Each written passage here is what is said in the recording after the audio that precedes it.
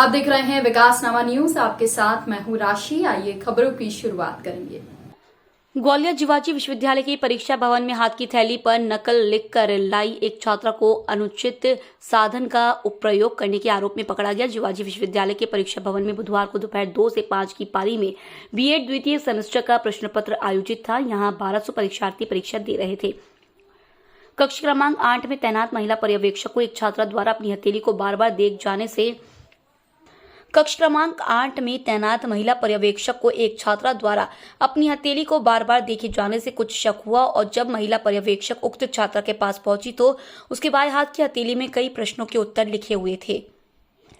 उसने बड़े सलीके से हथेली से उंगलियों तक लिखा हुआ था।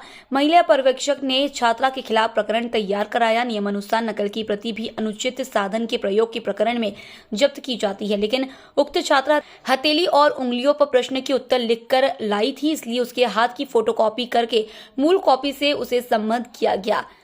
नकल प्रकरण बनाने के बाद छात्रा को दूसरी कॉपी दे दी गई। परीक्षा केंद्र के प्रभारी का कहना है कि इस मामले में गणित अनुचित साधन के प्रयोग वाली कमेटी जल्द ही सारे सबूतों के आधार पर अपना फैसला सुनाएगी। सर, एक छात्रा पकड़ी नकल करते हुए, क्या पूरा मामला रहा है? आज 2 से 5 की पाली में बीएड द्वितीय सेमेस्टर की परीक्षा है, जिसमें लगभग 1215 विद्यार्थी परीक्षा भवन में रजिस्टर्ड हैं। तो ये छात्रा 8 नंबर कक्ष में थी और ये छात्रा हाथ के ऊपर, अपने हथेली के ऊपर नकल लिख कर लाई थी।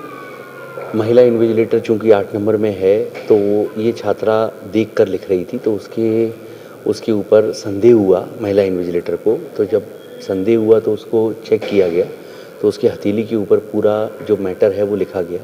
अब चूँकि हमारे जो अनुचित साधन प्रकरण होते हैं उसमें हमको साक्ष्य लगाना पड़ता है कि कोई भी हमको जिससे नकल कर रहा है कोई, वो साक्ष्य लगाना पड़ता है। तो हमने उसके लिए विकल्प के तौर पे उस छात्रा के हाथ को फोटोकॉपी मशीन के ऊपर रखा, उसकी फ़ोटोकॉपी की, ताकि वो एक प्रूफ जो है वो नकल प्रकरण में लगाया जा सके। और तत्पश्चात अनुचित साधन प्रकरण की कार्रवाई करके और छात्रा को दूसरी कॉपी देकर परीक्षा में फिर बैठने का अवसर दिया गया है। तो उसमें क्या प्रावधान रहता है, किस तरीके से? इसके लिए विश्वविद्यालय की तरफ से एक अनुचित साधन प्रकरण के लिए एक समिति बनती है। उस समिति में इन जो ऐसे परीक्षार्थी होते हैं जिनको अनुचित साधन प्रकरण इस्तेमाल करने के प्रथम दृष्टया आरोपी माना जाता है, उनको सुनवाई का एक अवसर दिया जाता है और उसमें वो समिति जो होती है फिर वो आगे की जो सज़ा होती है वो निर्धारित करती है कि पेपर कैंसिल करना है कि बरी करना है, या जो भी निर्णय लेना है वो समिति निर्णय लेती है। इस बुलेटिन में फिलहाल के लिए इतना ही। अपडेट्स के लिए आप बने रहिए हमारे साथ। नमस्कार।